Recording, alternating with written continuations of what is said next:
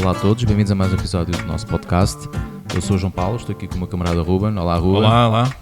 Hoje temos aqui um tema que se calhar pode dizer que é um bocado uma consequência, de certo modo, de um dos episódios anteriores, quando falámos da sugestão dos livros, que se não ouviram, convidamos desde já a ouvirem esse podcast. Tem lá umas sugestões que nós achamos bem interessantes para vocês passarem as vossas férias. E hoje o tema vai ser... A importância do fotolivro, não é? Exatamente, que eu sei que é um tema que te diz bastante.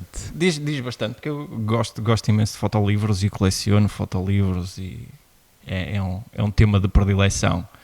Eu acho que é importante falarmos um pouco sobre isto, porque nós, como uma geração mais, chamamos-lhe mais velha, ou que já estamos há mais tempo na fotografia, temos um pouco a obrigação de ir passando, pelo menos este gosto daquilo que é o fotolivro. Evangelizar os mais novos. Eu acho que se calhar... tentar dar umas sugestões e tentar cativar... ou pelo menos dar a entender o que é tão importante ao termos fotolivros, ao ver fotolivros. Porque estamos um pouco habituados neste momento a ver as imagens nos computadores, consumir imagens de outra forma, em dispositivos eletrónicos. E o fotolivro tem a sua importância histórica, por isso eu acho que é pelo menos um episódio que ouvimos fazer sobre isto, depois mais tarde podemos fazer outro sobre a publicação e a produção. Isso já espero, já termos um convidado connosco para falar um pouco mais aprofundadamente sobre isso. Certamente haverá malta que terá interesse nisso, né? Que até já podem ter um trabalho que achem interessante e que pode estar à espera ali de um editor que queira publicar, não é? Então se calhar podemos começar a abrir aqui um bocado o tema. Faço a ti, pergunta, porque és o grande consumidor de fotolivros, qual é que foi aquele que mais te marcou? Eu não posso dizer que há um livro que me marcou mais. Mas pronto, vá, dois. Não, mas a lista é grande. Eu tenho sempre uma preferência muito forte por aquilo que são os livros do Cristóbal Lara, que é um fotógrafo espanhol, que ele conseguiu fazer uma coisa muito interessante do ponto de vista fotográfico, que foi fazer aquela fusão entre aquilo que é a aproximação da fotografia de rua com o fotojornalismo. E ele faz um trabalho documental com isso, muito em torno daquilo que é a cultura do interior espanhol. Não é tão as grandes cidades, mas sim mais as aldeias e as tradições. Mais rural. Sim, vai muito contra disso. Mais da província. Os jogos de cores são muito interessantes, as histórias que ele cria nas narrativas também são muito fortes. E eu tenho pelo menos 2 livros deles e sei que há outro que está na minha lista para aquisição, mas não é assim tão fácil de encontrar. Mas volta e meia consigo espreitá-lo, porque eu sei que a biblioteca do CPF tem uma cópia e já sei onde é que está a prateleira. É só olhares para trás. Não, mas aqui na biblioteca do IPF não há isso. Não, de certeza não há nenhum exemplar perdido? Não, já procurei. Já procuraste? Já procurei, esquece. Okay. Há outro que eu gosto bastante e que foi um investimento que eu consegui fazer e encontrá-lo com uma certa dificuldade relativamente ao preço que ele tem, que é o Sidewalk do Jeff Marmolstein. Que aquilo foi um livro que teve 3 edições, uma inglesa, uma francesa e uma alemã, se não estou enganado.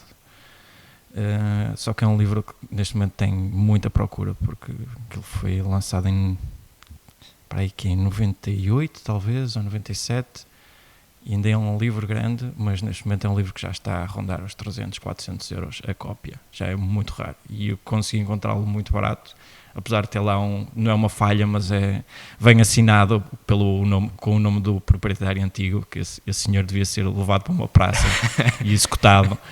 Ninguém devia fazer isso a livros.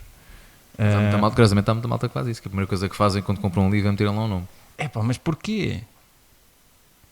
Para que fazer essa merda? Disseste um palavrão. O que vale pronto, é o último episódio desta temporada. Pronto. É para descarregar um bocado. Antes das férias. O acumular. Antes das férias, faz o teu pequeno rant. Força. Não, mas tranquilo. E depois tenho mais 2 de um autor que é um pouco mais desconhecido, que é o Thomas Roma, que para quem conhece o Lee Friedlander, o Thomas Roma é o genro do Lee Friedlander.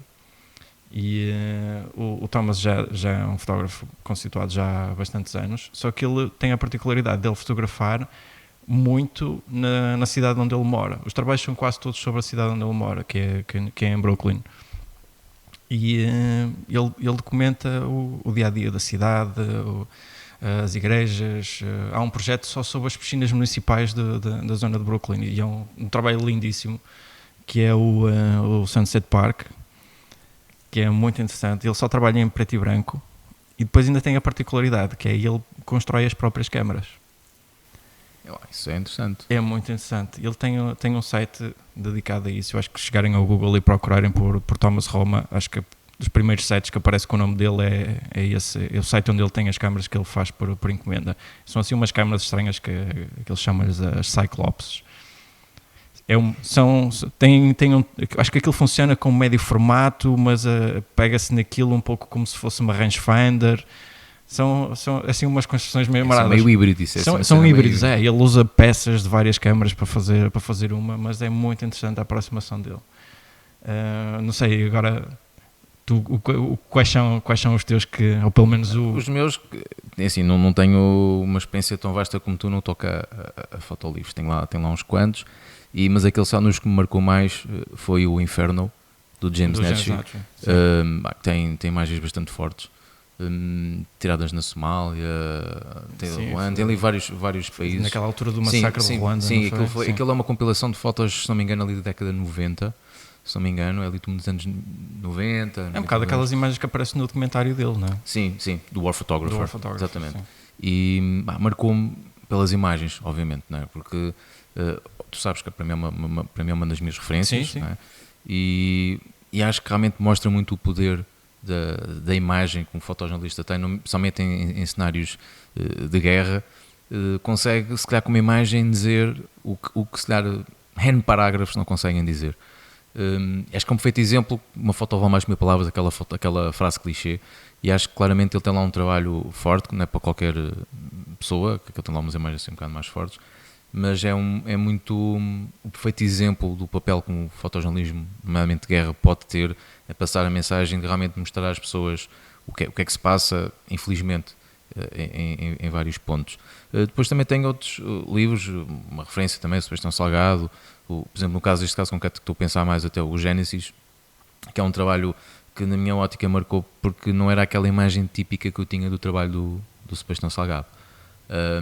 Aquele é mais a componente mais da natureza, e eu sempre associei muito o Sebastião Salgado mais às pessoas, muito ao retrato das pessoas, e gostei bastante disso. O preto e branco, a estética dele está lá, e foi interessante ver o levantamento que ele conseguiu fazer, e curiosamente ver fotos de natureza a preto e branco, que também para mim também me marcou dessa maneira, que não é muito comum, pelo menos que eu conhecesse, e ficou-me na retina esse trabalho também do Gênesis. Inclusive a exposição, eu cheguei a ver a exposição dele. Sim. Tem trabalhos fantásticos. Também fui a Lisboa ver. Sim. A nível de marcar, foram mais esses. Depois tem outros, até por uma questão pessoal, né, de gosto, de fotografia de concertos, né, o Ross Alfred, para mim é a maior referência para mim, também porque ele fotografa bandas que eu também gosto, portanto, também junta-se um bocado útil ao agradável. Um dos livros que me lembro dele é o Ultimate Metallica, que tem uma compilação de fotos mais antigas da banda, até aos tempos um bocado mais recentes, e é interessante ver um bocado a evolução da banda, né? Como eles eram no início, que eram miúdos, no fundo, começaram a amadurecer, e depois notas isso até mesmo nas próprias figuras, entre aspas, que eles fazem nas imagens, e depois acompanhamento um bocado diário de acompanhar a tour de uma banda com a dimensão que os Metallica têm. Também foi para a minha área, é um livro de referência. Também ele tem outros, que é um livro mais pequeno também dos Metallica, e outro também Iron Maiden, que também é a mesma linha, tanto um como o outro. São muito similares, até a nível gráfico são muito parecidos, têm as fotos a ocupar páginas quase inteiras, depois tem só uma pequena descriçãozinha. Isso deve ser um livro mais com uma estrutura quase diarística, não é? Sim, é. Portanto, não tem ali grande não há uma texto. Narrativa, assim. Não, mais aquilo é cronológico. Sim, tem aqui uma foto, né? Depois ele mete uma pequena legenda só para localizar. Olha, aqui está, né, os Metallica no concerto em Manchester, no ano tal. Pronto, só mesmo para localizar ali um bocado a pessoa, temporalmente, e pouco mais. Portanto, não ali com grande conversa. Pronto, para quem gosta da temática de fotografia de concertos, são livros bastante interessantes. O Ross Alfred, sem dúvida, que é uma referência. Esses foi aqueles assim que marcaram mais. O engraçado é que estes fotógrafos têm todos sempre em comum a paixão que eles têm pelo meio, não é? Acaba por ser sempre aquilo que une toda a gente. Isso nota-se claramente no resultado final. E nota-se na imagem, um bocado aquela conversa que a gente tinha com o episódio anterior com o Luís. Sim, para quem ainda não ouviu, ouça. Recomendamos vivamente, que acho que ficou muito bem essa entrevista. Nota-se que há ali uma paixão muito forte naquilo que fazem e conexão com a arte fotográfica e adoram o meio e gostam de... E conhecem o meio. Muitas vezes também é importante, não é? Há ali muitas imagens, neste caso concreto, não é? Portanto, do Ross Alfin, há lá imagens que só uma pessoa que passasse muito tempo com determinada banda, naquele caso os Metallica, consegue certas imagens que mais ninguém tem. Sim, isso, conseguem passar tempo suficiente em torno daquilo que estão a fotografar. E a banda mete-se suficientemente à vontade para se deixar fotografar em coisas que se calhar se fosse outro fotógrafo certamente não deixavam. Não é? Portanto, é interessante isso. Isso é uma das coisas que acho que é bom ver nas imagens, dele como de outros fotógrafos, obviamente. Mas o que salta é isso e a experiência, não é? Que cada um deles tem. Porque daquilo que a gente falou, por exemplo, novamente com a entrevista do Luís, que foi um pouco daí que veio a ideia, é que hoje em dia qualquer pessoa tem o acesso a publicar um livro. E quando normalmente falamos em referências e em grandes fotolivros, nós vamos sempre atrás daqueles que têm mais experiência. Não é... Sim. Não é um fotógrafo que tem 10 ou 15 anos de experiência que consegue produzir um grande fotolivro. Se fores a ver por exemplo, a história do Bresson, o primeiro livro do Bresson ia para ser o livro do Americas, que ele foi fazer uma reportagem aos Estados Unidos e ele fotografou lá durante uns meses valentes. E esse livro ia ser publicado, só que acho que devido à aproximação dele, à forma como estava construída as imagens, os editores não gostaram muito porque achavam que era demasiado crítico para com a cultura norte-americana. Mas isso eu acho que era um bocadinho... Neste momento estou aqui com um sorriso um bocado irónico. Porque ele sendo francês e vinha de uma família aristocrática, sabes que... A percepção que ele tinha da cultura norte-americana era que é muito desleixada e isso notava-se muito nas imagens. Mas uma perspectiva era uma imagem muito crítica e então esse livro acabou por ser descartado. E acho que até tinha mais valor até por isso. Mas muito mais tarde é que acabaram por produzir o Image à Sauvette, que é o momento decisivo. E esse então aí tornou-se um livro muito mais icónico. Sim. Também já era um acumular de anos e anos a fotografar. E ele nessa altura também já tinha um nome.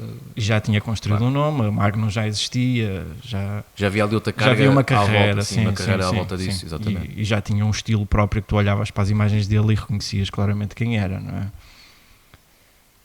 E achas que, por exemplo, nós estamos aqui a falar de grandes fotógrafos e isso a nível da parte de aprendizagem e afins, achas que há algum livro que tu tenhas lido, que te lembres, recomendes? Ponto de vista técnico, tecnicamente, olha, há um que eu gostei bastante, que foi o livro até que usamos aqui no IPF, que foi o do Michael Langford, a Fotografia Básica. Eu não sei se ainda é usado. Sim, é um livro laranja. Sim, não dos sugeridos. Sim. Não. Também que é aquele do Olhar do Fotógrafo também é sugerido do Michael Freeman. Esse não apanhei. Acho que é Michael Freeman. Mas este do Langford eu achei interessante porque abordava tudo. Já abordava não só o aspecto técnico, abordava também a parte da fotografia analógica e já começava a apanhar a parte digital. Se calhar agora já há umas edições já focado, revistas. Sim. Agora acho que é só focado já apanham isso. Eu acho que já ali e a parte de pós-produção também. Pronto. Já abrange.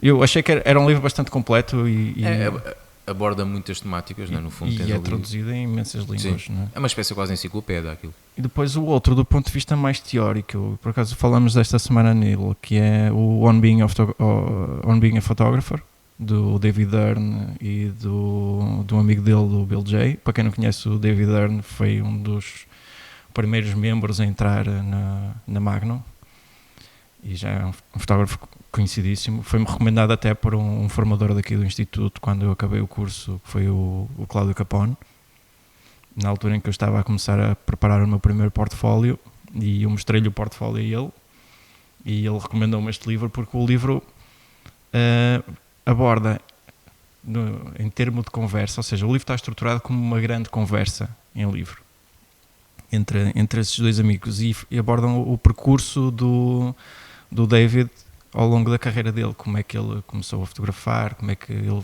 preparava o portfólio, as dificuldades que ele ia encontrando, e eles vão dando dicas ao longo do livro sobre estes passos que cada um de nós acaba por ter que passar mais tarde ou mais cedo. Especialmente para pessoas na minha posição, não é? E de outros colegas nossos. Não, mesmo para quem já está e quer ter uma perspectiva diferente, apesar de hoje em dia se calhar as coisas fazem-se de alguma forma diferente, mas nem que seja do ponto de vista histórico, perceber como é que as coisas se faziam noutras alturas. Eu acho que estes assim, acho que é o que eu posso recomendar mais, pelo menos este do David Erne eu recomendo claramente, e andei a ver preços esta semana e o livro já baixou imenso de preço, acho que já se encontra pelo menos por 10 libras ou qualquer coisa assim na Amazon britânica, já há uma certa facilidade. Há uns anos atrás era um livro que estava muito, muito caro. Então já podemos agarrar aqui, que já estavas aqui a falar em alguns sítios onde procuraste, já podemos fazer aí a ponte então nos tópicos que também queríamos falar, que eram os sítios que nós possamos sugerir, onde as pessoas possam adquirir livros e comparar preços e verem. É que às vezes pode haver uma certa dificuldade, que há certos livros que se calhar não temos facilidade a encontrar cá nas nossas livrarias em Portugal. Para comprar, tem que se recomendar mesmo, para recomendar de fora. Eu acho que as livrarias cá nesse aspecto não estão muito bem preparadas. A Bertrand é capaz de ter uma oferta melhor que a FNAC. A FNAC aposta naquilo que são os livros mais vendidos, que os do Bresson, os do Salgado, os nomes mais soantes.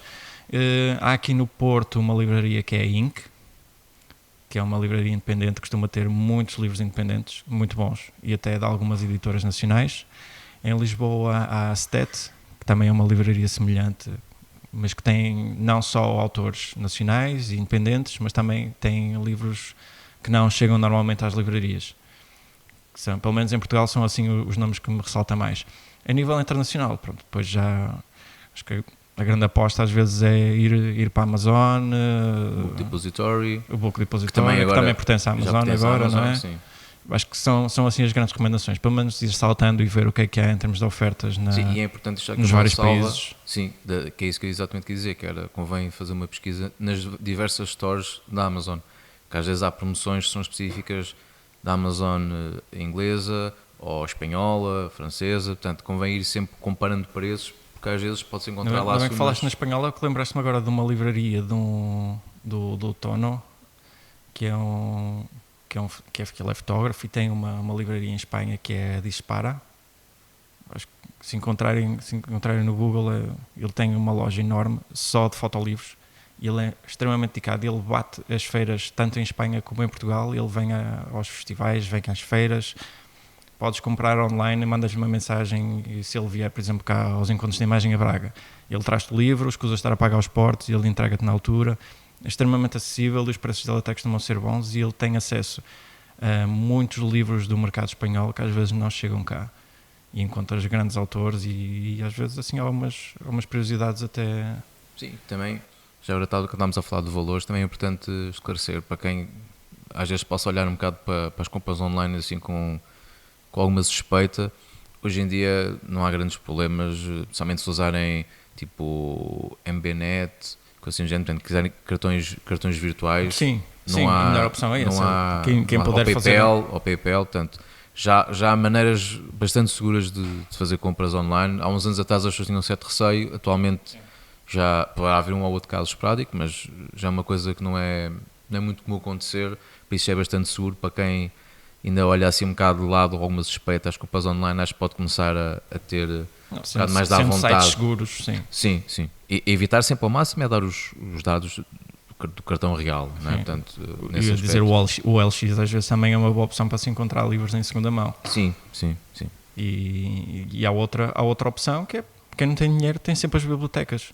O IPF tem uma biblioteca que penso que está aberta ao público em termos de acesso. O CPF tem uma biblioteca muito boa aqui no Porto. Em Lisboa, a biblioteca da Gulbenkian é fantástica, tem uma coleção enorme de fotolivros e é possível aceder ao catálogo deles online através do site da Gulbenkian. Pelo menos quem estiver em Lisboa e estiver à procura e quiser ver assim algumas coisas um bocadinho mais raras. A última vez que eu estive a procurar, eu acho que eles tinham quase a coleção inteira dos livros do Gary Grant, que é assim uma coisa, é tipo, para mim é o Holy Grail dos fotolivros. Acho que já estou aqui umas boas dicas. Sim. Não é? E depois também é engraçado porque nem sempre nós podemos aprender fotografia com livros de fotografia. Portanto, tens algum livro que te lembres que seja fora da fotografia, mas tenha tido algum impacto na maneira como tu fotografas ou na maneira como tu vês as imagens? Eu tenho um que eu recorro normalmente, que é o Beautiful Anarchy, do David Duchamine, que não é um livro sobre fotografia em si, mas é com um fotógrafo, porque ele é fotógrafo, mas é um livro que foi escrito para criativos. E é um livro que também aborda o processo de vida dele, desde que começou a fotografar, e a construção da carreira dele, mas também fala sobre as dificuldades que ele teve em criar um negócio, aproximar clientes, como é que ele lidava a relação trabalho, família, percebes? Aquelas dificuldades ou aqueles momentos em que a gente se sente mais em dúvida para com o próprio trabalho, a lidar com as ansiedades, a lidar com... Isso acontece a toda a gente, acho que é uma fase que... Mas às vezes é bom perceber que há pessoas do outro lado que já passaram pela mesma experiência, que não estamos sozinhos, e que é possível às vezes sair de um momento menos bom. Ele fala de um momento em que ele teve um problema de saúde grave e que se acumulou com o divórcio e que ele achava que as coisas não iam correr muito bem, e ficas a descobrir como é que ele encontrou uma forma dele sair desses buracos psicológicos. E acho que é um bom livro para criativos, pelo menos para ajudar. Ele tem alguns exercícios para ajudar a desbloquear até bloqueios criativos, não é? Eu acho muito interessante. Eu tenho uma cópia que eu comprei na Bertrand, fica para 12 euros ou qualquer coisa, e é um livro que eu recorro imenso. O meu já está todo sublinhado, volta e meia, tipo Bíblia, abres assim a meio, encontras assim uma frase que às vezes dá um Só impulso. falta lá escreveres o teu nome, não é? Não, está tudo escrito a lápis, eu cuido bem dos meus livros, não é brincadeira. Olha, vou agarrar então nessa do que acabaste de falar, que é o cuidar bem dos livros. Tens alguma sugestão, algum método para conservar melhor os livros? Normalmente as pessoas têm os livros nas estantes, nas prateleiras. Sim, a primeira coisa é guardá-los na vertical, sempre. O outro aspecto é o local onde os guardas ser uma estante que tenha pelo menos 5 centímetros em relação a, por exemplo, se estiverem encostado a uma parede, imagina uma estante, deixa um espaço para respirar atrás, tem que ter circulação de ar. Evitar que eles estejam expostos diretamente ao sol, porque o sol vai marcá-los ao longo do tempo, e limpar o pó pelo menos uma vez por semana, convém, porque o pó traz bactérias que criam fungos, e se estás numa fase em que já começas a investir em livros para colecionar, a coisa pode ficar ali um certo dano. Só é preciso ter atenção, é quando limpas o livro pela parte de cima, ter as páginas bem prensas, que é para o pó depois não cair para entre as páginas. Mas pronto, isto é o cuidado Hashtag para quem... Fica a dica. Mas é os cuidados a ter, pelo menos daquilo que eu fui aprendendo ao longo do tempo, para quando começas a pagar muito por livros e queres mantê-los durante muito tempo, porque eles vão valorizando. Sim, é verdade, e também se aproveitamos aqui a dar aqui um espaço também para quem estiver a ouvir e que se lembre de mais dicas que até faça em casa com sucesso e que perceba que funcionam, que são eficazes, partilhem aqui nos comentários, que é importante também termos esse feedback.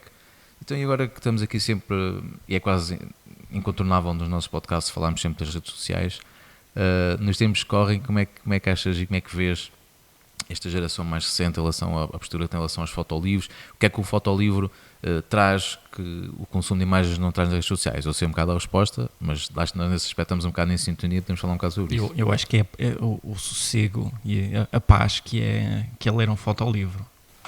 Eu acho que é a maneira como se até percebes melhor o trabalho, eu acho. Não é? Sim, mas imagina... A envolvência com a percepção que tu tens do trabalho. Acho que é completamente diferente. Sim, estás a nesse folhear. aspecto ajuda imenso. Porque tu estás a ver o livro impresso e com as tonalidades que o autor desejava. Não estás limitado à tua calibração de ecrã, ao tamanho do ecrã, ao tipo de ecrã, que a gente sabe que varia de um telemóvel para um Mac, do Mac para um PC, se está calibrado, se não está calibrado, tudo varia. E assim no livro tu estás a ver como o autor entendia. E isso é o mais aproximado da realidade que ele queria mostrar. E depois aquilo que eu falava do sossego, é muito mais pelo menos eu acho muito melhor poderes-te sentar num sofá, numa cadeira ou num jardim com o livro na mão e desfolhá-lo e apreciá-lo por aquilo que ele é, pela narrativa, pela história, por aquilo que ele te quer contar. Em saber se tens wireless ou se tens dados para consumir. E não é só, tu no computador tens que andar a arrastar o rato e depois não carrega e depois é mais isto e depois queres ver maior, depois o livro está ali. É uma experiência diferente, mas acho que também vale muito por aí, eu acho. Às vezes é verdade que consumir algumas imagens, não é, meios digitais pode ser mais prático, mas sem dúvida que o livro, não sei, acho que é uma experiência muito distinta da maneira como tu consegues percepcionar o trabalho e ler as imagens e se até tens mais atenção aos detalhes que a imagem tem. Portanto, é uma coisa mais contemplativa, quase do que o consumo mais imediato de imagens nos dispositivos móveis, não é? Porque é mais swipe. Permite-te retornar ao livro quantas vezes quiseres e olhar para ele sempre de uma forma diferente. Que é um bocado aquilo que nós falámos no episódio anterior com o Luís. Exatamente. Acho que é um bocado por aí. E está. Permite a descoberta, não é? E muitas vezes a redescoberta. Sim. Não é? E se calhar é capaz de ser esse um bocado um dos pontos a favor, entre outros, não é? Dos fotolivros face a consumir imagem em formato digital, que também tem as suas vantagens, obviamente, mas o livro... Podemos entrar naquele debate que aconteceu, por exemplo, quando chegaram os Kindles, que depois havia aquelas pessoas que preferiam ler o livro em papel e outros que preferiam ler no computador. No final vai ser esse ponto. Mas eu tenho a preferência pelo fotolivro, por aquilo que ele é e pela história que ele tem, não é? Por isso não consigo visualizar uma altura em que eu gostasse de ver um fotolivro num computador ou num telemóvel. Não consigo apreciar da mesma forma. Se calhar é pela minha idade ou por a educação que eu tenho, o fotolivro já vem de trás. Se calhar para uma geração mais recente, se calhar já conseguem apreciá-lo muito melhor num computador. Não terá também a ver uma questão da parte financeira, não é? Que até mesmo os livros cá em versão digital são claramente muito mais baratos do que em versão impressa. Que às vezes há uma coisa que muitas pessoas não sabem, é o porquê dos livros muitas vezes serem tão caros, não é? Porque esquecem-se que há ali muito trabalho que está ali por trás, não é? O que se está a ver já são anos e anos de experiência do fotógrafo. Portanto, há ali muita coisa que realmente condiciona o produto final, o preço do produto final. Normalmente o que dá mais peso na produção do livro é a produção em si física dele. Porque depois varia se for uma softcover, se for de uma hardcover. Capa dura, isso sim, é um pouco mais caro. Do livro. Tem a ver com os acabamentos da espinha do livro, se é costurado, se é colado, se é grafado. Papel mais... Os tipos de papéis, sim. E depois como cada papel reage a determinados tipos de iluminação, normalmente esses são cuidados que normalmente se têm em impressão. É muito comum encontrar livros de fotografia excelentes a 80, 90 mais euros. E isso parecendo não assusta a maioria do consumidor. Não é? Quando se já pensa assim, estamos a passar uma versão digital por um quarto do preço ou um quinto do preço. E se calhar isso também parecendo então também é capaz de contribuir para que esta cultura do fotolivro muitas vezes esteja mais restrita a um público que... sim, não tenho a dúvida que haja um mercado quase que para uma elite com mais capacidade financeira. Sim, as editoras também tentam tirar proveito disso. Criam muitas vezes edições que são limitadas e muito reduzidas a preços absurdos. Mas isso é meramente para fazer dinheiro, não é para mais nada. Porque às vezes há coleções dessas que, passado um ano, desvalorizaram imenso. Varia um bocado sempre também com o nome do autor, não é? Sim, claro. Isso é sem dúvida que o autor eles nos oferecem. É fundamental. Sim. Mas há o máximo que vejo hoje em dia a pagar por um livro, e normalmente são livros que eu vejo que quadruplicam de valor quase no espaço de um mês. São livros que normalmente já saem da produção a serem vendidos ao público entre 90 a 100 euros. E um caso muito, muito conhecido é o do Eskenazi, do Jason Eskenazi, do Wonderland, que é um livro muito pequenino, que é para aí um 20 ou um 15 por 21, é assim qualquer coisa. Tem quase o tamanho de uma zine, mas ainda é um livro bastante denso. E foi um livro que foi vendido na altura por $90 ou assim qualquer coisa, e hoje em dia vale mais de 3.000. Por isso, grande investimento. Quem comprou faz um bom investimento. Por isso também é o outro lado da medalha do fotolivro. Ao fim de um tempo, se tu não compras na primeira edição, esquece porque ele vai valorizar. Então até mesmo para essa questão, né, para quem compra muitos livros, pode ver aquilo como um investimento que ali está, que daqui a X tempo pode rentabilizar, não é? Coisa que sai em formato digital ou assim não acontece. Sim, sim, Portanto, sim. Também é um aspecto que muitas pessoas podem ter em consideração. Sim, mas para quem está a começar, e é aquilo que normalmente eu recomendo, é que apostem em zines. Normalmente tu consegues descobrir autores novos, com trabalhos muito bons, que também não têm capacidade financeira para criar ou para chegar a editoras, para livros maiores, e que produzem pequenos livros e que não deixam de ter valor. E depois, já daqui a uns anos, até a carreira deles pode levar um boom. Por exemplo. E a zine que ele criou, tipo 100 cópias, passa a ser uma raridade, de colecionador.